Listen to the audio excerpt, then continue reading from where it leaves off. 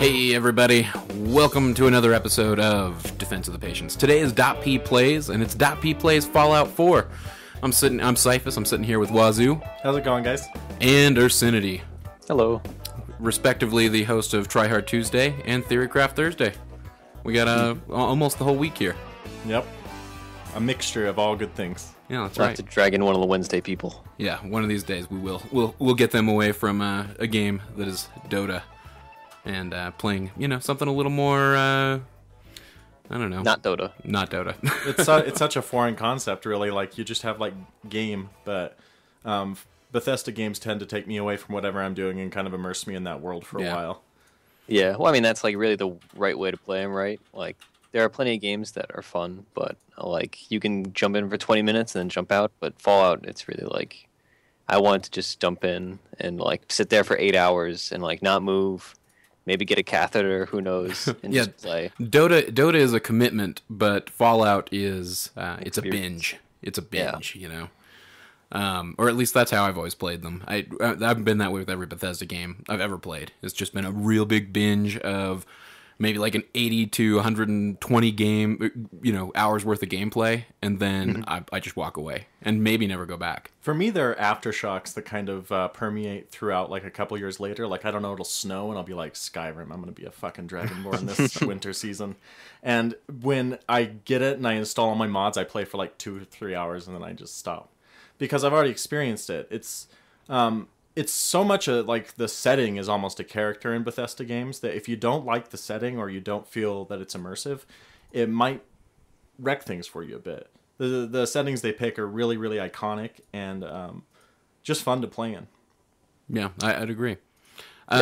So let's lay a couple of ground rules for this for this episode. I'm down to talk about spoilers with the game thus far. I think it's been out long enough that if you haven't played it, shame on you. And I'm one of those. I have not played the main quest line past the Nick Valentine interaction. I don't know about you guys. Yeah.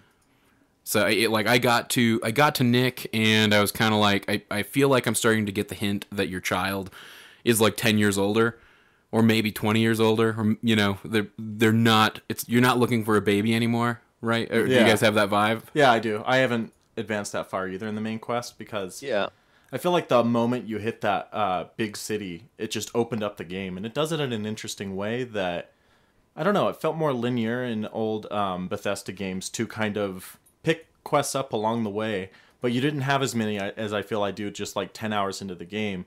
I feel like it opened up 5 quest lines at once and just go explore with no indication other than you should probably find your child that's been kidnapped. Yeah. Well, and I'm with you. I at first I disagreed with you. You early on, Wazoo, said to me that you hated being really railroaded and you appreciated the Fallout New Vegas kind of open-ended introduction to that character. And at first, I was like, fuck it. It's just a game. You'll go out and you'll do everything. But after a while, it just started kind of wearing on me. I've got a kid out there. Yeah, man. I gotta go find that kid. It's an existential question of our times. Oh, see, I have the exact opposite. Where I also, to be fair, I assumed one of you guys had actually progressed the story because you're the more Fallout fan than I am. But I only got to Nick as well. I didn't even meet him. I just have that quest in my log. But I hate, I have absolutely no interest in finding some dumb kid. My immediate reaction, so, I'm kind of I don't want to, the adjective I was going to use was baby hater, but that's not a very good tag. But I have no interest in some baby, or even, a small child. The game is supposed to be open-ended, and, this is a complaint that people have had with the game, is that, it's more it doesn't railroad you at all, but compared to some of the other Fallout games, it's much less open-ended. But I just, the second the baby got stolen, I was like, all right, I'm unburdened. Awesome, let's go, kill stuff.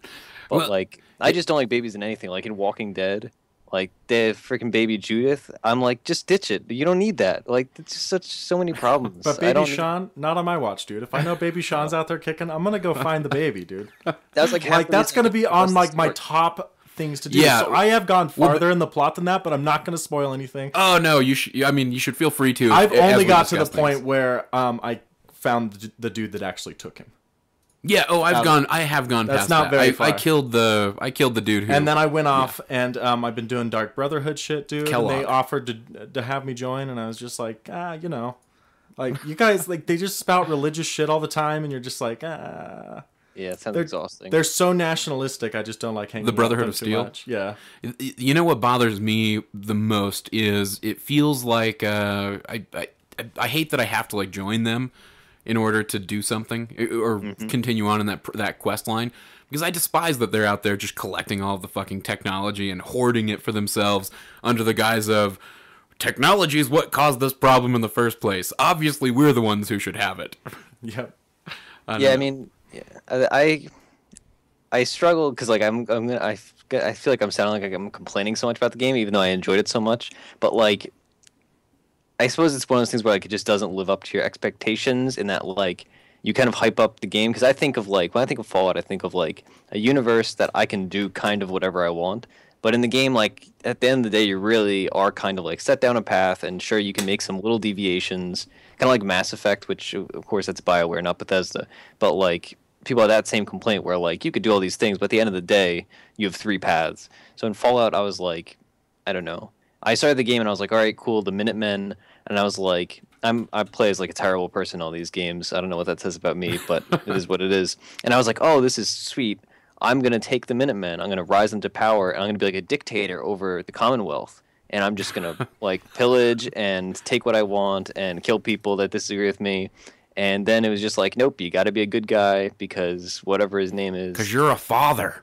Yeah. You know, I that's the ultimate argument, right? And your guy's just like, fuck, shouldn't have told him that. Yeah. It's just, yeah. So, like, once I figured I couldn't do that, I was like, oh, you know, it makes sense because it's like, you know, there is a story. But I wish, like, I haven't played the original Fallout games. I've heard this is what it can happen. But, like, you can just kill quest NPCs and then, like, the story just won't progress. And you can just kind of, like, dick around in the wasteland all you want. Well, New Vegas was much that way, too.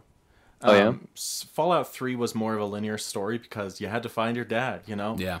Bethesda really went out of like just storytelling. They must have been in like storytelling nirvana to switch it from going to find your dad to like how they got You started out as a kid looking for his dad, yeah, and now you're a dad looking for his kid. There you go, dude. They just like they just switched it, and I feel like with dialogue options, there's a lot of veneer there, like that it's unpolished, and it feels like if I say something sarcastic, it's like I still say the yes response, but just like a dick. And the guy's like, okay, well, are you going to do it or not? And you're like, yeah, I guess. You know, it just railroads you. Or you can say no, or you can say no like a dick sometimes and be mad, you know? Yeah. And then it doesn't progress until you say yes. Exactly. Like, so it's like this like floodgates where they're just opening up and you like corral through. And it starts to feel very theme parky and strange. Like, I don't know, I don't feel like having a high Cha character has benefited me much at all. It still like breaks down, and I always build a high Cha and high luck character. Well, you know what's funny is it feels like the like charisma based characters are rewarded more, or you want to go the charisma route if you want to be one of the players who, and they are out there now, who are just building in the game, who are basically playing Fallout Minecraft. I mean, that's going Minecraft, on, man. Yeah, I don't either. Like that, or I'd play Minecraft or something. You know what I mean? Like I wanted a game where I go get lost. I didn't want to like build something. Really, yeah. But I understand that's a big theme of the game, which I guess we can talk about a bit. Just like civilizing the game, doing something with junk, which was huge. They just had so much shit and junk in the older Fallout games. Yeah, it did allow you to utilize more of the universe. At least in the Bethesda ones, where now like those things mean something, which is cool. It gives the world value. Yeah, like they've done a lot of things that are really progressive, but they were held back by using an old engine that they just like polished up a bit. And you can't. I think they were just kind of trying to rotate one more game out on this engine, you know, in a lot of ways. Yeah, I mean, like, all the problems I have with the game, like, I still really enjoy it. Like, I still had a good time, but I think it's, like, one of these things that it falls victim to overhyping, where, like, you think, like, oh, they're going to do so many things, and, like, you hear and you see, like, from the trailers and stuff, you're like, oh, all these, like, different paths, but then you get to the game, and you're like, all right, this was, like, a good experience, I had fun with it, but, like, it could have been X, Y, and Z, and, I mean, that's just the reality of like any huge title like this. If Dota 3 ever came out, I'm sure we'd be like, oh my god, they could have done these 3 things. Still no guilds. Exactly. Yeah. There you go. Hey, let's not be bitter about that in this cast. So I want to really dissect this game. So let's start up first by just kind of comparing it a little to its predecessors. And I don't mean the original Fallouts, the top downs. I've played maybe 20 minutes of those games. I downloaded both of them and I was like, I'm going to play the hell out of these games. I got about 20 minutes in. Not that it just, I had a new toy. I wanted to go play some other games. So let's talk about Fallout 3 and Fallout New Vegas. What have you noticed? What do you feel like are the biggest changes from those games to this game? Because there are plenty of changes that we haven't really discussed. I'll start with an obvious one. And that's that gunplay it's vastly improved from the old games. The old games, it felt like it just hung in one position, like just shooting shit, Yeah. And it was really unengaging. It's a lot more engaging now. I like being that type of character, and at times I'm like, that was really cool that I just like roasted 12 cyborgs in the face and was just like, all right, let's go do this wasteland shit. But it felt like a lot of the quests were turning into funnels to get to that gunplay, and that's it. Mm-hmm. But I guess I can bring that up later. The gunplay is vastly improved, though. What about you, Ursi? I definitely agree with that point. I think like the game, I forget who said it, but the game feels like more refined as an FPS and then less refined as like an open-ended RPG, where like the FPS elements are now really satisfying, whereas in previous games they're kind of meh. But I think the biggest thing that I noticed relevant to that point is the change to VATS, that now it doesn't stop time, it just slows it down like a lot. And it sounds like such a nominal change, but that like was so noticeable. And it's like, I can't place why I like it better, but I do. And like, it's just a really, I don't know, satisfying, and like, it doesn't let you think too hard, where like you have to be thinking on the fly. Although the fly is a lot shorter, or a lot slower, I suppose. Yeah. But it makes you, it feels like the VATS moving a little bit slower rewards players who play maybe a little bit more intelligently. Because VATS, I think, and that's kind of the appeal of Fallout games, is I think it's easy to get good at Fallout whenever you can rely on, I can just hit tab and time stops. Yeah. I can make any decision I want. I can really think about this and what I'm going to do. But now it assigns kind of that movement. It gives you that urge to make a move, which I really like. Because you shouldn't, like, as a ghoul's about to, like, leap onto your face, be able to just pause it and, You know? Yeah. That's the moment I saw my life. Yeah. And so like to have them coming towards you, it's awesome. It kind of adds a little bit more of a gunplay factor to VATS itself. It feels like a more engaged experience in that sense. And rewards patience. Definitely feels more polished. In a weird way too. Yeah. Because I mean, if you're, for instance, using a sniper rifle in that game and you want to wait for the right shot and you can see that person charging, your follower up ahead, you can wait just a little bit till they get past that tree or till, their head pops up into the right spot. And there's a little bit of reward there for making a good decision. It makes it more of a living experience and makes the world feel more alive in ways. I feel like other things where it's improved is that opening sequence was killer. It like really got me into it, and so for sure. I don't know. I feel like they're moving towards that cinematic feel they want, but this is the game that you'll look at and be like, they were just trying to get there. They're trying to fuse this, like you mentioned Mass Effect, and I feel like that's a really apt comparison in ways, which that's kind of where I feel that they're trying to move with the game, with the cinematic style they set up. Yeah. And so I do feel like that's a pro and a con in a way, because I liked the screen in like Skyrim just zooming out and it's just focused on the NPC. But now it's made your character like an active part of the world, you know what I mean? Yeah, I can see that. And it doesn't quite convince me yet. Like it kind of takes me out of it a little. Yeah, it feels cinematic, but like a lot of the moments would wind up on the cutting room floor. It looks good, yeah. Anything as long as I can find my son. And it's just like, my guy just sounds like the whitest, yuppiest guy. Like, what if I don't want him to sound that way? Yeah, like a third-year screenwriter. I mean, that's there's this YouTube channel. I like Rooster Teeth a lot. I don't know if you guys have consumed any Rooster Teeth content, but they're like a production company. But they bought this. There's this group of guys called Funhouse, and they run an excellent channel. But they always say that if you want like a good story, like that, there are plenty of ways to get that. Like you can watch a TV show, you can read a book, and you can like watch a movie. But in a game, like the mix of having to have good gameplay and good storytelling. Really, at the end of the day, if you're looking for a story, you shouldn't be playing a game. You should be doing something else. If you're looking for a story, read a book. But if you're looking like, I don't know, I think the general point is that like a game like Fallout, you can have a good story for a game, but like if I want a really good post-apocalyptic story, I'm gonna like read World War Z, Watch or, like, The read a Road. book. And for Yeah, God's watch The sake, Road. can it be something that the player just develops by themselves? Like, look how successful that was in New Vegas and Fallout 3.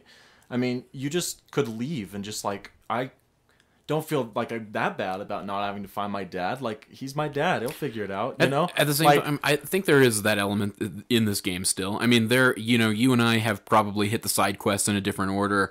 We've interacted with different scenes, with different frustrations, with different followers. sometimes it like drives my dude to use drugs because his son's out there and he can't find Oh, I'm a him. jet fiend anyway. I'm pro drug. Really, I don't use any drugs. Oh, you gotta use the I'm drugs. like Alcohol, I'm like too. a weird purist where like I don't drink or do drugs in the game, and I don't, but like I still do all the evil. Like I murder people and I steal and I like don't want to find the dumb kid, and like I didn't want to find my dad in the other game. So maybe I'm just like some kind of weird sociopath Puritan. And Yeah, so I it think we're sucks seeing for the me. elements come out. It sucks for me to like see me do this terrible shit that you have to do to survive. Man's just got to do it to survive. That's what I tell myself, you know. And like when you get in a conversation, it's like, well, I'm just looking to find my son sometime, and it's like the guy's like the white yuppie guy again. But And you're just remember, like, you know- no, he's in All right, denial. He's so in denial, and here he's gonna is snap. my counter argument to your issue with the railroad on the plot. If you want to play, and I'm with you, Ursi. I think your basic issue with it sounds like maybe an RPG in general is that at some point the story has to serve the gameplay.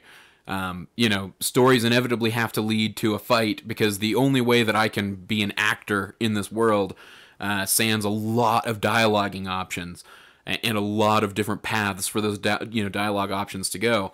But at some point, it has to result in gunplay. It does. Exactly. Yeah. But if you want to play this game and enjoy the story of it, I think you have to treat it like you would any role playing game, especially like a tabletop role playing game, right? Like you got to embrace that character. Unfortunately, yeah, Bethesda got to choose what character you were. But they set you up real nice. They let you live a day of your life, They let you spend that moment to really try to get you into that character. And remember that at the end of the day, you're a 1950s soldier, You got to make the right decisions. Like I remember his morning routine, and I was like, "That's nice, good for that guy. That guy seems happy." And then that happens on that day. Like, He seems so well put together. yeah, and then one day can tear a man apart. Like I have these storylines built in my head, which makes it a next level role playing experience for me, much along like the lines D&D is. I can like zone out things and just be like, you're this, you have these traits, and it's fun for me. You use these weapons, you characterize your character. Yeah. You role play him. So like to have things that pull me out of that, like just for me makes it feel like a more forcing you to be away from whatever pulling decision out or of the outlook first you have of person yourself. mode when you're talking to someone. When you play a game in first person, to go to a third person to try to like establish your character. It feels interesting, I guess. Yeah. I don't know. And Yeah. that's just a big change that I've noticed that I'm both for because I see what direction they're moving in, but I'm also against it in a way because it breaks the fourth wall, I guess, in a weird way. I'm no longer that character. Yeah. I'm observing this other person. No, yeah, I'm with. That is a strange decision. That's different from the previous games for Yeah. sure. So Ursi, what do you think? How did you like the change in like the perk and skill system from the previous Fallouts to this? I didn't honestly notice it that much. So like I played Fallout 3 and I played Fallout New Vegas. I didn't play the first two. Fallout 3, I did the dumb thing, people were like, "Oh, it's open-ended, you can do whatever you want." So I was just like, "Oh, cool, I'll just rush through the story, and then I'll go do everything else." But, of course, in Fallout 3, you rush through the story, and then the game's just over, and it doesn't let you go back. Mm-hmm. So I didn't, explore that game as deeply, so going into Fallout 4, I didn't think too much about, oh, this is way different. That said, I love the skill system and the perk system, and I think it's a really well fleshed out system. I like being able to see, what I can do in the future. Whereas I think in the other games you couldn't do that without looking it up, right? It was just yeah, I'm gonna put they an extra were point next and it's gonna get better. I can't remember if they. I want to say that they didn't display perks that you didn't have the stat qualifications for. I think they were grayed out in some cases. But yeah, they were great. Well, they were grayed out if you maybe met like one of the prereqs. I can't remember how that system worked, but I mean, I don't know. At this point, they've done away. It was just a list, though. It wasn't like an interactive thing to look at and be like, look at things as ranks. And it goes quite far down. They added a lot of stuff, which is cool. It's awesome. It's awesome.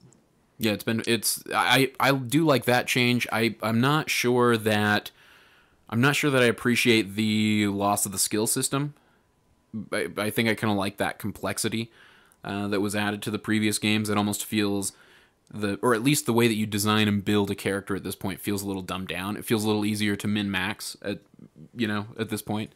Yeah, definitely easy to min max. I know, like, I don't know. I mean, this is not really min maxing, I suppose, but I feel like certain trees are just way, way stronger than others. Namely, stealth is ridiculous, and I don't know. I mean, I've also I've always done stealth characters or ranged characters, and I've always thought melee was dumb, and I feel like I would just die constantly if I did melee. But it definitely feels like, I don't know, it's not as balanced as it could be. And so when I would look at the skill tree, right, or not the skill, but the perks, there would be ones I was like, clearly this is the best option, and then this is the fun option, and then these dozen options I would never get in a million years because who cares? And exactly. The fun ones would always be in luck. So it was oh, well, you have to level luck to get the cool stuff, like the unknown stranger or whatever it's called. Yeah. That's the best perk in the game, in my opinion. And then so you're gonna have to get luck no matter what if you want the cool stuff. And then well, you need the stealth stuff if you're gonna do that. But I don't know. It's just I feel like some of them were not relevant at all, even if they were cool. I think they did that definitely to try to make more varied types of characters viable, I guess, so they could have a more not watered down, that's the wrong word in a way, but a system that was more simple to use than their old system. Yeah. Even just tagging skills was too complicated, I guess. Yeah, well, that's what I was thinking too, is it feels like they are trying to get more people or make it more accessible to more people sitting down playing it for the first time. Because I suspect that, tell me if you guys disagree, but I suspect that there are a lot of people that, based off of the kind of mainstream hype that ended up following Fallout 3 and Fallout New Vegas, are playing Fallout 4 as their first Fallout. Mm-hmm. You know what I mean? And the hype that kind of surrounded Fallout 4 because of the success of those two games, I think probably drew a ton of new Fallout universe players to this game. And I think Bethesda, I think they wanted to make it simpler for them. I don't think they wanted them worrying about if they fucked up by putting the wrong, or tagging the wrong skills, or snagged a useless perk early on. It's way more, or it's less punishing. You can put a perk in your special stats too. Yeah, that was weird. That was really weird to me because it took a lot of investment sometimes to get one of those up, if I remember correctly. Yeah, Fallout 3 and New Vegas, they had, I think there was certain quests that you'd complete and you'd be able to level something or something like that. There was a way. There was a simple way to, and at some point they added a perk so that it didn't matter. There was a perfection perk whenever they went to level 30. You could hit level 30 and force all your stats to 9, and I think the max was 10. Mm-hmm. And so you could put all your stats at 9 and then go find all of the bobbleheads. And then the bobbleheads, I forgot about that. That was huge. Yeah. Yeah. I feel like I ran into so many bobbleheads in 3, but I ran into so few in 4. And maybe it's just because I feel like I've played the two games for a comparable amount of time and done comparable amounts of exploring. But I only encountered 2 bobbleheads or something in 4. I don't know, maybe I'm just missing them, but yeah, I do feel like I've only found a few. I'm tons of the magazines, though. Maybe 4. Yeah, there are a bunch of but it feels like there are even more magazines now, and they're doing strange things with it. Where they're, the magazines, because they had to replace. If you remember, the magazines used to increase skills, right? Yeah. And so now no skills, so they've come up with all these strange things to do with it, like the plus 1% energy resistance. If you find enough of them. Stuff that just doesn't matter. Yeah, well, I mean, it's negligible. Yeah, that's kind of how I felt too. Was that feels really negligible. So I'm going to take 1% off of every bullet that's incoming. And you know what? I never read that shit. If that's what they're trying to motivate me to do, I'm I'm not going to read a magazine. It's I'm at the fucking end of the world, dude. You think I'm going to sit down and read a goddamn magazine? I built the magazine or the rack for it so I could display them. I saw Gotta someone do do something that with on like a Reddit post. They were like posting their house, and I was like, "Oh, that's cool. Never gonna do that." Yeah, but that's my immediate reaction to all of that too. There were people with the lunch boxes. They like collected everyone, and they'd build like a bookcase, and then they put the lunch boxes out. And I was like, "Dude, more power to you, but there's no chance in a million years I'm ever gonna do anything other than sell it for 50 bottle caps." Yeah, the time you have to invest. I don't stay to do anywhere something like like that. too long, you know. Always movement is life. Always got to be. On Oh the yeah, move. dude. Like last time I got married and was happy with a kid, the fucking world got bombed, dude. Now look at me. Like I'm not gonna go back to that. Yeah. What if there were? I don't. I mean, I assume this is not on the docket, but what if there were romance options in Fallout? I kept like playing the game, and for some reason, like I really like when I think of RPGs, I think of Mass Effect, and like I kind of fall back on comparing everything to Mass Effect because like I'm just a fanboy. Jack, I'm your captain. I just came Yeah, and down it to was the like- bottom of the ship to talk to you. I just have something to. I was just thinking, like, what if, like, because there's all the options, right, in Fallout to, like, do seduction or, like, I always play female characters in RPGs. And so, like, you can get, like, the Black Widow perk, whatever it is, and, like, it gives you additional options to, like, pry caps out of guys and stuff. But, like, what if a Fallout game, like, I feel like that'd be such a cool level. I think there is Kinda a like Skyrim. romance option. Yeah, and again, like I just haven't done enough in this game. It feels like, but I've heard that you can like mingle with the various females. I know you can like max out partner bonuses and like you get deeper into their story and stuff, but like it's not like a fully fleshed out like. Well, okay, so I have Kate. Have you guys ran into her yet? The fighter Yep. at the pit. So I've got her following me around, and her storyline. She has such a weird dynamic. So the way that I got her to open up to me about my storyline was all of my rampant drug use in the game. Every time I pop some jet, Fallout let me know that Kate liked that. You know, and so She's just like licking her lips as you're injecting drugs. She's like, what is oh this? yeah, I like this guy. Look at him inject that jet right into the veins. Jeez, so- unhealthy relationship. But it turns out Yeah. she's an addict, and she needs help. Like she needs you to get her clean. So you undertake this quest. So and you didn't do that. No, I did that. I helped her. She's a friend, damn it, and I'm a soldier. but so- you're just still doing jet. No, oh yeah, I'm using. Well, so I go and you go to this vault, which by the way has an AA room set up in it. Like somebody, like they show you all these people who died at an AA meeting, basically. Okay. And then As you you go, do. but the AA meeting was occurring in a vault where they had technology to like completely cure you of your addiction. They just had to plug you into the machine and bam, you're good. So I get her clean, and now she's the most judgmental bitch in the world. Every time I pop that jet, Kate didn't like that. Now she's been clean for 10 hours, and all of a sudden I can't use jet anymore. And you're just like, I don't have a problem. But so right after that, while I was at the height of my affection with Kate, I guess, or whatever the stat they've assigned to that is, it gave me the option to flirt with her. Like it started, and she was very clearly like coming on to me. Like it was suggested that I could go that route, but I didn't. Okay. See, I've had those Good man. options. Well, I'm People, it's married. never, you know. like it's always been like these nominal things, like your character says like one dumb flirty joke, and then that's it. And it's like, all right, like they give you some extra bottle caps, or like, oh, you know, whatever.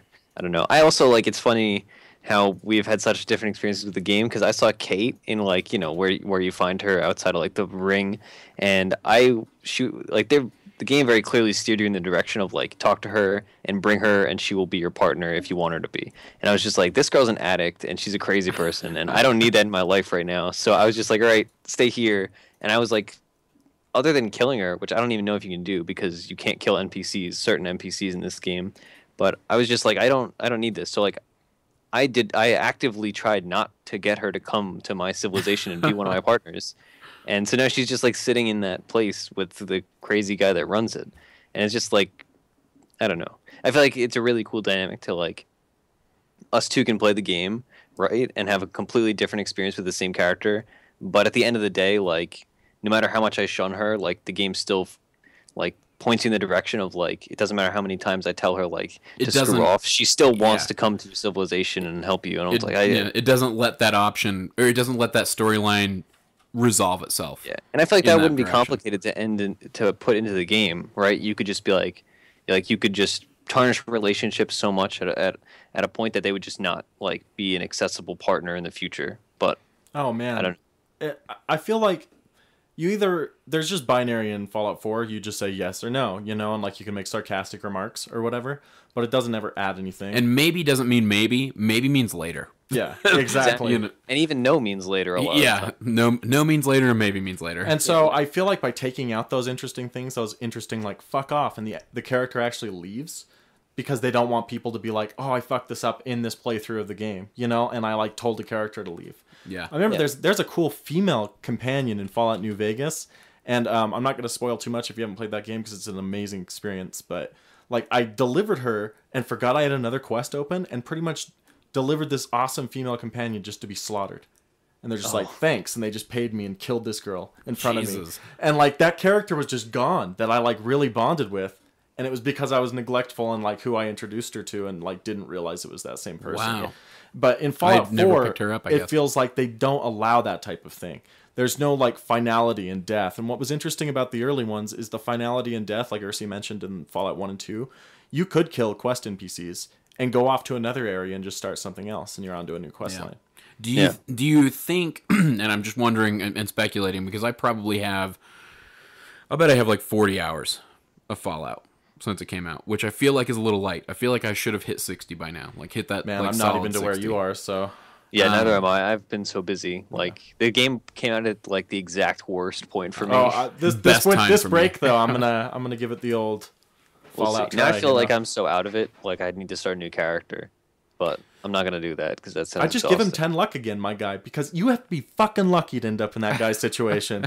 Like and still be alive and everything. Yeah. Like that's just always my rationale. I try to build him like a D&D character. I'm just like, this would be good, this would be good, and then I like look at luck and I'm like, it's got to be 10, right? It's just got to be. I mean, it's useful for finding ammo, which playing on survival mode was a bitch.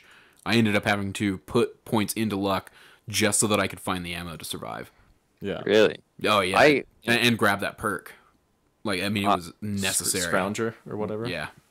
Yeah, I mean, I'll come out and say it. Like I play on like whatever it is, like normal, and I will fully admit, I'm decently known for being pretty good at Dota, but I am god awful at Fallout. Like I like. It doesn't sound like it's a hard game to be good at, but I'm just like maybe I don't put in enough effort to be good at the game. But like I couldn't even kill the first Deathclaw without like asking you. I was just like, I'm terrible at these games. That first Deathclaw I killed because I killed him because of a bug. I got cheated. lucky. Oh no, I went out on the street and just just blew him away. What difficulty are you playing? Normal, on? Dude. I'm not going on to survival mode. Here's my argument for survival mode and why everybody should do it in every Fallout, every Bethesda game, right from the start, all the time. That it is not a game where you die, like where there is a punishment for death. There is, in fact, no punishment for failing. I'm sure there's a mod for that. I'm sure there is, but there is no punishment for failing. So why would you not engage that game at its hardest right at the start and acclimate to it, rather than get the feel? Because like you guys are never going to go up to another level at this point, probably, right? That depends. But you're gonna go into a combat situation and you're going to feel like it's on normal, or you're going to misjudge how many shots it's going to take somebody down. You're going to make poor combat decisions when you escalate that difficulty. If there is a mod that comes out that's like it reworks a bunch of the speech system and everything, and it makes it like cha choices matter and stuff like that, and you can remember how you could surpass whole quests in Fallout 3 with a good speech check. Yeah. And New Vegas for that matter. Like I haven't seen that yet here, so I'd like to see that. Mods can do incredible things for Bethesda games, boys. We all know it. I mean, I feel like Skyrim would not be what it was without the crazy mods you saw. It'd be a lot less nudity. Yeah, a lot less nudity. Lot less like anime women switched out their models for other people like Lydia and stuff. So the question I was going to ask you both earlier was, do you think that we have, because of our limited play in the game, do you think we have just not come across any of the options where you can maybe have more impact on what's going on within the world, or You know what I mean? I'd like to answer that with what I talked about earlier, that death and finality thing. You know when like you blew up Megaton, spoiler alert, in Fallout 3? Yeah. Like that felt like an impactful thing to do. Well, It was like, you either completely ignored the situation and left yourself both Tenpenny Tower and Megaton, or you sided with one over the other and cleared it out. that was final, you know? I feel like they haven't gotten to the point where they're okay with like final things happening to the player now. I think they wanted to control the experience a little more. And I think that's kind of a bummer because when you lose out on that ability, you feel it. And it marks the world a little more, and it makes you more interested in the impact of that world. I think it's because they wanted that accessibility. And Sure. To your point earlier about they didn't want people to say, "Oh, I fucked up and led that follower over to these bad guys, and they just shot her in the head." On that point, have you seen followers take like 80 bullets to the face and then just go down on a knee? And they're just like, ugh. I killed the dog so many times. Yeah, I know, but that's to my point as well. Like followers like are just bullet shields. You're just like run in there, and they just take like all their clips to the face, and then you go. But that's not shit. That's been the same in every Fallout. Sure, game. but at times, I mean, you can definitely change that. No, I think it's been this. Oh, in mods. Yeah. Well, yeah, I mean, in a perfect world, I mean, I'm sure given like I kind of want to wait on Fallout 4 and like give it a year and then like play with mods because That's kind of like how I feel. I feel like the game has so much potential, and I know the mod community has already done so much, and it's only been like a month, and so I'm sure like give it a year, and they're gonna have like completely expansive versions of the game where like your choices will matter, and like hey, maybe you can kill your partners accidentally. Like thinking about what you said about partners, that's like a really immersion breaking thing for me, where like if you're trying to be in a game and like your partner, so like for instance, the way I killed the Deathclaw.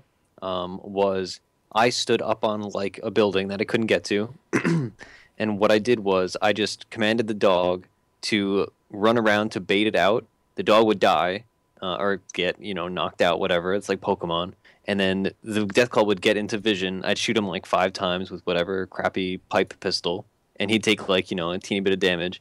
And then I'd wait like 20 seconds. The dog would magically revive. Then I'd send the dog out to die again. And then like 10 minutes later, like the Deathclaw was dead. It makes you sound like such a terrible person, but that's just Fallout. Yeah, I mean, I am. The game is like, I don't know. People always say like, oh man, I'm such like, I can't even make bad decisions in these games. But like, this is my like catharsis. Yeah. Like I play Dota, which is like, as I'm sure you guys are, everybody listening is painfully aware, Dota is such an angry game and such a frustrating game. Like it's Hellraiser, like how he has pins in his face. Yeah, like and that's this is Dota. why I don't play on survival, for instance, because like this is my like getaway. Yeah, it's like I don't need frustration or like any kind of like whatever in role playing games, which are mostly my Dota getaway. So I barely like used VATS for like the first 8 hours, just like to. Yeah, but... I use VATS all the time. I just want to like hang out and have a good time and like not have too much trouble and just like immerse myself in a world, and maybe I will kill a lot of people. Who knows? Well, maybe I'll do some bad things and kill a bunch of dogs. That is the beauty of the Bethesda game, is that everybody has got a different way to approach it, and it's pretty welcoming to all of them, and it's probably impossible to satisfy. I mean, every way that you could potentially interact with that game. I don't know. It's like a theme park for post-apocalyptia, Like that's what I call it, I guess. And you just can kind of stumble around at your leisure or speed and not feel pressured to do anything, but kind of let the story itself form around you. And I think they're trying to pull story more to the forefront than like a simulation. Because Skyrim, it really felt very simulation-esque at times. Like, especially when you start to do Radiant quests and stuff, it'd just be like, go get blacksmith at... location, and it's just for the Dark Brotherhood and stuff, it feels like they're trying to move into this territory where their games are like an organic thing that kind of just like crop up around you as you play them, no matter what your choices are. And I'm excited what's to come, but I feel like they kind of missed the mark in ways with this one, just in terms of role playing. Yeah, I definitely think like almost all my problems with it are entirely because of like unrealistic expectations and overhype, but it's just like, I don't know. I feel like there's so many things in the game that could have been like easily remedied to my liking, and I'm sure to the liking of many other people, but just weren't.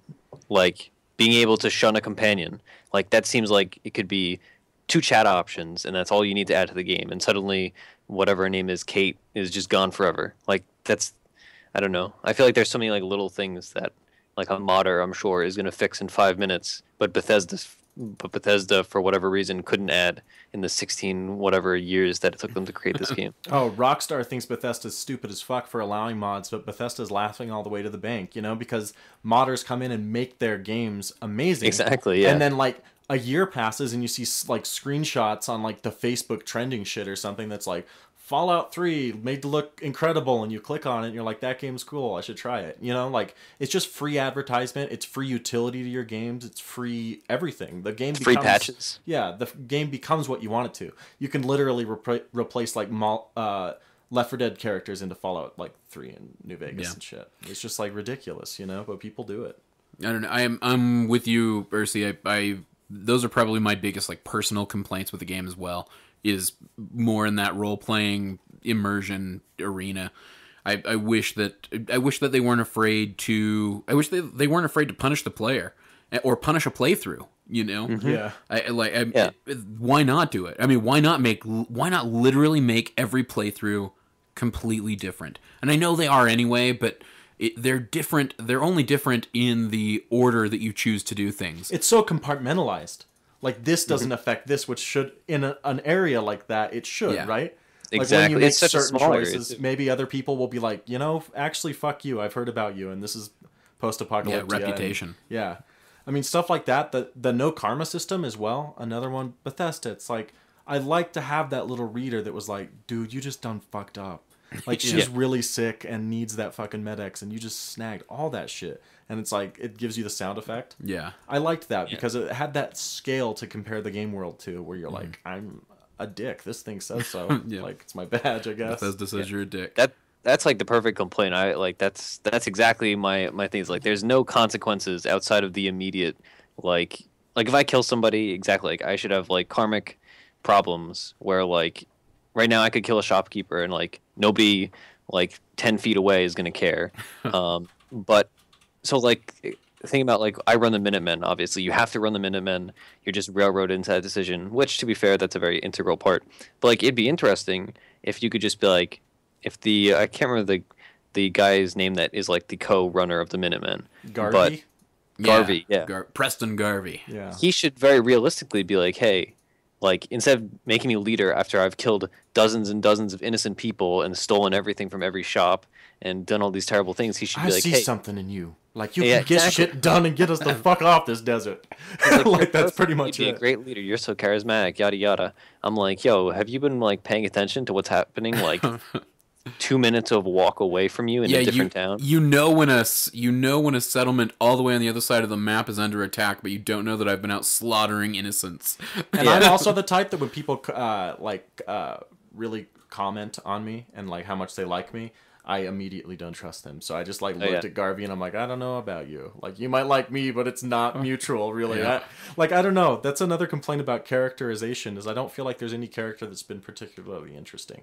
Nothing new's been brought to the table. Not even Nick. He's just like, I'm a wise talking robot. Yeah. That's it. I'm a cliche, but as a robot. Yeah, exactly. He's pretty much Philip Marlowe. He's just like a crime noir detective, but he's a robot. Yeah, a synthetic. No, that's all of those things. All of those things are my complaint as well. I wish I could have told Preston Garvey he should have done. You the do job, get hundreds of freaking hours out of the freaking game, though. I'm sure. No matter what you do, you will. Like you get your money's worth, but it's like a roller coaster that like you wait in line a lot. It feels like, and they're just like go to this place, go to this cave, and you go to that cave and you kill a guy, and then go to this factory and you go to that factory and you kill a guy, and then it's like go to this cave and then you go to the cave but that's and kill the guy. That again, that's to Ursi's point that if you really are looking for story, video games probably aren't. Unfortunately, The Witcher 3 is a good example of how that can be. But the story still serves the gameplay. The story still serves to deliver you into a situation where you're forced to fight something, forced to kill something, forced to beat somebody up. You have to like hit those objectives in a game. Yeah. And I realized that, especially when you're doing like micro quests that last like 45 to an hour, like at most sometimes. And they're doing this to introduce everyone quick because they have a well-populated world. I didn't like the copy and pasted ruins in Fallout 3, and I really don't like how some of the terrain feels copy and pasted around. Like, and sometimes the game looks really good, and sometimes it's like... Everybody's whole complaint that this looks exactly like Fallout 3, to that I Not say, in the palette. meh, Yeah. you know... it's not gray like that game was. Yeah, it's not That It's game not was as pure monotone. rubble. Not as It was monotone. Rubble Out 4 or and 3. But also, what did you expect, like, in a Fallout universe? Yeah. You know what I mean? Like, if you started, if Dota 3 took place in outer space on the bridge of a starship, that would feel it would be a big change from Dota 2. Is it just like the same map, but outside of that? Yeah, it's exactly the same map, but it's on space and all the towers look robotic. Yeah. You know, I mean, if they were to do that, that would feel completely out of place, like it's not in the Dota universe as you understand it. It's got to be that universe. I like it. What are you expecting from Fallout It's fine. 4 The setting's to fine. Fallout 3? The setting's fine, honestly. Like, I have no complaints about that. It's interesting. It's a place that I'm sure if you've been in real life, it's like, which I haven't, it would be like, wow, this is kind of cool. I went to this place, you know? Yeah. But at the same time, it's like, I liked the color of New Vegas, and I liked how it was very convincing. People are all partying and getting drunk and having illicit sex on the strip. Well, and it Like, was that made unique sense to me. too, like because As a wherever you Fallout were, setting. wherever you were at on the map, you always had that glowing strip off in the distance, which was that felt very unique from. There is Fallout iconic 3. scenery in Boston, but it's like, it doesn't have that connection with me. I've never been. It's mostly Red Sox stuff too, and Yeah. God, I hate the Red Sox. In the stadium too, the town in the stadium, The fields. the fields. Yeah. Uh, Yeah. I mean, that's cool and stuff. Yeah. And someone told me that, and I was like, oh, okay, it is. So it is. Yeah. So Or it no, is. it's not the fields, it's the Fens for Fenway. Yeah, Fenway Park. Yeah, excuse me. There you go. But yeah, I'm with you. I don't know. Ursi's from New York, so of course he hates that. Yeah, You know, everything about this game probably rubs him I the was wrong taught way. from a very young age. Oh, I mean, I enjoyed killing all the Bostonians, but I was taught from a very young age, like, because like my dad's a big baseball guy, and like I work at a sports memorabilia company, which is all like Yankee fans. And from a very young age, I was taught like, hey, you can like whatever team you want to like. It should probably be the Yankees, but hey, that's your decision as long as you hate the Red Sox. And like a guy that I'm like a regular guy that I'm friends with at work, his license plate is literally Red Sox suck. Like you get some vitriol. Oh, wow. But yeah, So this is just your Bostonian murder simulator. Or something? Now we know why he's turned evil. I did that in Fallout 3 too. I'm just like I get like the catharsis of like I'm a nice person in real life, but like in this game I can just kill everybody and like I can do whatever I want. The GTA effect, I think, is what psychologists call it. Yeah. Yeah, but I think like this game, talking about the graphics and the setting, I don't think if anybody's going into Fallout thinking like, hey, I want a really good graphic experience, like you're playing the wrong game, bud. Like maybe you get mods and you make it look nicer, but like I play other games if I want graphics. Fallout, it's more like, you know, the graphics are serviceable, it's fine, and I think there's like an interesting. You're talking about like the palette and how everything kind of looks the same. I feel like that's a really like realistic thing. Like in an apocalypse, like everything is going to look the same. Like all the ruined buildings at the end of the day are just a bunch of ruined buildings. Like if things look different from place to place, that would like sure it might be a little boring, but I feel like you're almost supposed to be bored. It would be more immersion breaking than some of the issues that it already has. I will say that they nailed it on that factor. I feel like they took pictures of everything and just broke it up and kept that color palette. I mean, that would make complete sense. They reported on them going out to MIT. There's nothing wrong with that. It feels good. The world is great. It just feels static culturally. I want to see them make those next jumps where they're kind of games like Civ, but ran in that type of things. You know what I mean? Where it reacts and the world changes based upon your... Yeah, I mean, that's... But we'll see. You know my thoughts there. Post-apocalyptic Civ. Like, I don't know about you, Wazoo, but like I'm also a Civ player. Not as much as Cyphus. I don't mean Civ as like a strategy game, by the way. Like, I mean like in how the game, like, your choices mean something in terms of where you go. Oh, okay. See, I was thinking of having like one of those like hexagonal strategy games, but a post-apocalyptic one. That'd be fun, I guess. And like that would be so cool. The old Fallouts were top down, you know. So like that's... I want a Kickstarter right now. Yeah, you should. Hexagonal Fallout. You should try. That'd be so cool. You should try the original Fallouts. From the little bit that I did play, it was definitely interesting. That having to type in the dialogue, like there are no dialogue options for you to select. You have to type in a word and try to hit it, and pay attention. Yeah, so like I mean, in a weird way, that makes that game feel a little more freeform because you were, personally typing in what you're about to say. That sounds exhausting. Not that, Fallout maybe I'll 2, try though. it next Steam sale. Yeah, maybe. I mean, they're dated in their own way, but I don't know. I've hit a lot of the points. I didn't want to just bash on the game because there's a lot of things they got right. Bad, the soundtrack's amazing, but totally. Oh, that was the best part. I'm slapping and japping and happing. That's the one thing I constantly go back to. As you're just blasting dudes in the face. That's cool, dude. It's I'm all about their like motif musically, and like granted, like I really like that music anyway. Like it's not just a Fallout thing. Like I listen to that in my free time, but like. Their classical radio station, to be fair, was a little bit lackluster as someone who enjoys classical music. I felt the same way. I mean, I enjoy classical music, but definitely I'm not going to advertise that I'm somebody who drives around listening to it by any means. It makes it a postmodern experience if you're listening to classical music and running through the apocalypse. But I felt the same way. I felt like it was a little bland, and there wasn't. I mean, I don't know. When you play that game long enough, there doesn't feel like there's enough variety anyway. Yeah, It's weird because like the game you're supposed to be playing for like hundreds of hours. Like it's meant for the kind of player that's going to go back there and play at the very least 50 hours, I'd say. So like you'd think they'd have a little more robust of like a musical. Even in the big band like type selections too. But there are mods for that, and like that's the thing. Of course. Already, they've already introduced a larger song bank. It's a little mod you download. Oh, that's cool. So like there's stuff like that. It's interesting. They could definitely take a lesson from GTA on that front. Radio announcer nails it. The guy's just like the nerdy white guy that's just like, oh, the world ended. And he like stumbles through monologues and just sounds super nerdy. Like in a weird way, he nails it. And he's a memorable character, although I don't know his name. I can't remember his name. T-Dog or whatever his name was from the first. Three Dog. Three Dog was the Fallout 3 one. Yeah, T-Dog is from Walking Dead. Rest in peace. I mean, I like the radio system. It's cool. I just, it seems like it wouldn't be that hard to get music that can't even be copyrighted. It's so old, and just like add another hour of it. I do feel like there's like 8 pieces. Oh well, and there's a ton of stuff from like the 1910s and 1920s that definitely doesn't have a copyright anymore. Like I think a lot of like Fats Waller's old stuff would probably fit just fine. Public domain. I think it would fall under public domain by now. Yeah, that stuff only lasts like 100 years. That's so can't be Fats Waller though. Really? They're not monetizing that shit. Oh, I don't know. That's what I'm trying to decide. Is like, can you, if you're, because isn't the copyright like 84 years? I realize this is probably a boring discussion for people at home, but I think it's something like 84 years. Jake Gucci, the lawyer. 72 years. Oh, then that's Roland corrects us. So 72 years. Yeah, that's what I'm saying. I think Fats Waller's stuff from like the early 20s, that all became public domain like in the 90s. I don't know. I just think it's neglect because it's hardly changed soundtrack from Fallout 3 even. Yeah. Did you notice that as well? Oh yeah, but you kind of have to do that to satisfy fans of the original. There are a lot of people who would have been upset if you didn't hear, slapping that meat. I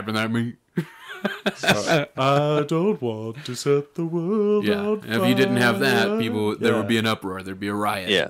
Well, especially. But you can have that and other songs too, Bethesda. Yes. Like you guys are gonna make billions. That could be. I feel like I should be able to play that game for an hour and not hear the same song twice. Exactly. Don't you think people would go and find music at the Library of Congress? Maybe all the records were just destroyed in the fires. I'm sure it's out there, and with a mod, who knows how they'll work it.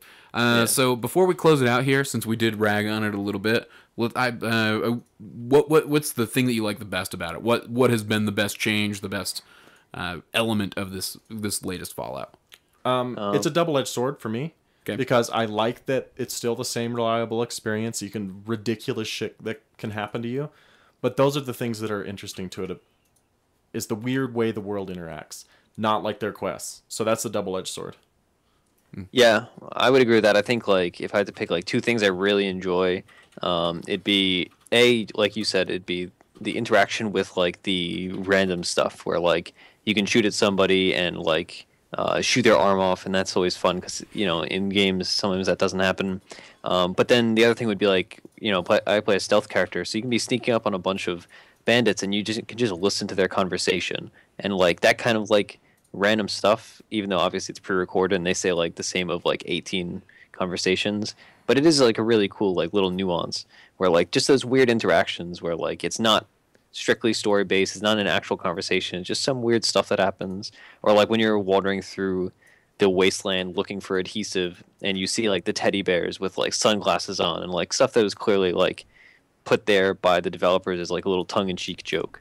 I really appreciate that. And then the other thing I really like about the game, and again, I did, like, as much as I've been complaining this whole time, I did like have a good, whatever it is, 40 hours, and I'm sure I'm going to have 40 more good hours with it in the future. But the other big thing would be I like love the hoarding stuff. And it's kind of like Stockholm Syndrome, where like I don't want to love it, but like I like the amount of enjoyment I get from like walking to a cabinet and finding military grade duct tape is more satisfying than like anything else. Like it feels like hitting a nice Ravage or something when I'm like, oh, I opened up a tool chest and I got like 6 screws. I found a desk fan and like a pack of duct tape. Oh just my God. Laying here for the taking. That was like life changing. I'm like, how has nobody come across this before? I am the king of the wasteland. No game has ever made me care about glue and tape more than Fallout. Yeah, but that said, like I feel like I was like forced to enjoy that almost like psychologically, where like that's not they conditioned you for it for sure. Exactly, it's conditioning where it's like the first few hours I was like, this is dumb. I need screws and like I can't mod my gun. I have 800 of everything else, but I don't have screws or adhesive. But then like 10 hours after that, I was like, yes, I found screws. This is more exciting. Like the idea of finding screws or adhesive was more exciting than the actual use of them, because I was like, hey, everything's fully upgraded, which I guess that's another complaint where like they made this vast upgrade tree, but at the end of the day, the only important stuff is that you get bleed on your weapons. No, I think that's a big space that we failed to cover, really, was the weapon upgrade system and how well they did on that. They really thought through a lot of technical things. Yeah, Ursi's disagreeing with that. I don't know. Yeah, I like, it feels vast, and like at first, like, you know, the first time I got to it, I was like, oh, I can do so many things. It's better than nothing, is kind of how I look at it. And it's like the rest of the game for me, where it feels like they're moving in the right direction, but it does fall short, because you're not going to spend a ton of time customizing the same gun. You're going to get it to where you want it and give up on it. And like that's kind of how I feel about the home building section, but I'm glad that people have it there because they seem to enjoy that. Yeah, I will say I've enjoyed. I've got a 10 millimeter pistol I've been carrying with me that I've completely souped up. Yeah. And I like do that with a gun or two. I'm glad of the options there. I think I've done it. I'll wager I've done it differently than you, though, Ursi, because you probably have skill or modded them for working with your stealth, right? Yeah, I have. See, the thing about modding is like I feel like the mods are almost, I shouldn't say irrelevant, but they're a lot less important than the stuff that you just get off legendary monsters. So like I had a 10 millimeter pistol, like you were talking about, that was like super modded, and I was super happy with it. And then like one day I just killed, a legendary, whatever it was, super mutant, and he dropped one with bleed on it. And it was like, hey, bleed is just so good that my old pistol, which has all these upgrades and stuff and is technically like mechanically better, is completely irrelevant because bleed is so important. So like it kind of feels like Diablo 3, where like in Diablo 3 you could invest so much into items, but then sometimes you would just, because of the nature of randomization, you would just kill a mob and it'd be like, hey, all this stuff I used to have, completely garbage. And this new one, that's the new hotness. That's what I need. It's like Dead Island syndrome or something. Is another game or like WoW. Like I remember Roland complained about WoW because of this. The grinding. He was like, yeah, like you grind and like you complete whatever tier it is, and you're like, boy, I have the nicest gear. Next tier comes out, and you're like, or the next expansion comes out, and you're like, all right, cool, I got this green, and it's so much better than everything else. And I felt like that with the modding system, where like it seems vast face value, but then once I actually got into it, I was like, hey, it doesn't matter if I have a silencer on this weapon because, or like I didn't put points in the mechanical stuff because I knew I could just kill somebody and get it to drop for me. I think that's them trying to least common denominator as well in a way, by being able to be like, okay, you didn't find that gun that you would like to use, you can build it real freaking quick early in the game, and there you go, you have the character you want. Because the old games didn't really have that option. A lot of the legendary stuff I've found has been relatively useless by comparison, I think. Oh, me too. I agree. But some of it is so good. Like you find all the boards that it's like, all right, it does 30% extra damage to cyborgs. I was like, I hate the time in the menus in the game, but we were winding the cast out, so like sorry. Too many menus. Want to go off on a tangent. I'll say real fast that my two little tidbits that I've thoroughly enjoyed this game are the teddy bears. Have you seen the teddy bears and the weird poses around? Yeah. Oh, they're awesome. I've been trying to take screenshots of everyone that I come across. And then power armor. I like the changes to power armor. And really? I never use it. I use it all the damn time. you haven't lived until you've man fought a Deathclaw, a legendary Alpha Deathclaw in your suit of power armor, just going toe to toe with that bastard. I'm gonna like dodge that dude completely. I don't want to talk to him. No. I do stealth. I'm gonna one-shot him because stealth is OP. No, that's the power armor has been a fucking blast, and I love being able to just do new stuff with my power armor. Put on different like paint coats. You know, I mean, you can go out like if there's an element of you that likes to play the game in style, and I'll admit that every once in a while, like I mean, I'll keep a suit of armor if it's just a little bit worse, just because I like the look of it better. And with the power armor being able to deck that out, I've had a blast. I've thoroughly enjoyed that. Cool. I like to be in style, so I don't wear the power armor because it covers up everything. Like I got my cool sailor. My character started off as like a postman or a post lady, and then like I gradually became a sea captain. But like I can't be a sea captain if I'm in some dumb suit of armor and nobody can see my nice hat. But I've got racing stripes on my power armor. I'm just pretty much Mad Max, except he talks like he really needs to talk to you about the effects of alcohol abuse. Like he's that guy. Like, completely. Would you like a copy of the Watchtower? Yeah, exactly. He's a Jehovah's Witness. Just here with the Minutemen. But no, otherwise I'm having a pretty good time. I'll play it. So I guess I give it a, give it a, yeah, like I don't know. No, all right. Well, let's close out on that. Like, let's do a little 5-star system. Oh, what are you boy. gonna do? What are you gonna give Fallout 4? This hurts. 4 stars because I see potential. Okay. Yeah, I think 4. Like as much as I've been complaining about it, I think like 3.5 to 4 stars. I think like if it was not called Fallout and I just picked up this game and it from a completely like random source, or if I'd never played a Fallout game before, it'd be a 5 easily. But knowing like what could have been and knowing like what the other games had, I think it falls down a bit to like a 3.5 or 4. Yeah, I'm gonna go 3.5. I know I will still play it. With mods, 5. Yeah, and maybe it'll just get exceptionally better. For me, this will be the first PC run through a Fallout game.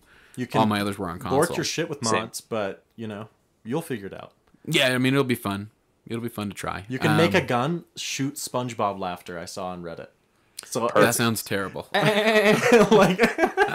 So that's a mod. That's something you can do. I'm always concerned with the people that come up with that stuff. Yeah. They have dark lives. That's what we'll say like about Thomas those the folks. Tank Engine to Dragon mod for Skyrim. Yeah. I never saw that. People are weird. All right, I'm going to close this out. If you guys want to find us, we are at defenseofthepatients.com. The website is getting an overhaul literally as we record this episode from producer and co-host Roland. He says it looks good. Our first article is up with Renessa. Okay, and we can officially announce here on the episode that if you're following the show because of Dota 2, which, let's face it, everybody who's probably listening to this is, we're going to start featuring articles from Renessa. She's the host of Too Long Didn't Read, TLDR, on her YouTube channel. By the way, the article's name? Caster's greatest strengths and their greatest weaknesses. Caster's greatest strengths and their greatest weaknesses. Yes. So if you want to see a little bit of extra Dota 2 content from somebody like Renessa, you can find it at defenseofthepatients.com. Just click on the articles tab. And if you're a fan of .p anyway, and you want to just check out the slight revamp on the website, you can do that now. You will find the shows under the shows tab, and that'll be everything. That'll be the Monday show, Try Hard Tuesdays, whatever we're calling the Wednesday show, and Theorycraft Thursdays. Yep. And any bonus episodes like this, .p plays Fallout 4. You can also find us on YouTube, youtube.com/.ptv1, twitch.tv/.ptv, where Roland practically streams all the damn time. It's a blast if you like 2K Dota. We've also been hosting the Thursday night in-houses up there, so if you ever want to check those out and figure out how to become a part of it, that's a good place to pop in as well. And, of course, iTunes, all that good stuff. Enough plugs. Amazon banner. Enough plugs. Wow, you're a plug machine, dude. Oh, we have too many now. Yeah, I feel like I forget one every time I do it. Oh, it's easy to do. As long as you get them kind of out there. I'm just like, hi. I am, you use Twitter. And I had a name. Oh, hey, Twitter, at @p_show. Not a piece of paper in my pocket, but I lost the paper. All right, guys. Thanks for tuning in. Let us know your thoughts on Fallout 4. Shoot us an email. Hit us up on Twitter. I'd love to discuss it and even address it hell on the Monday show with everybody. So until next time, this is Cyphus for Wazoo and Ursinity saying good luck and Godspeed.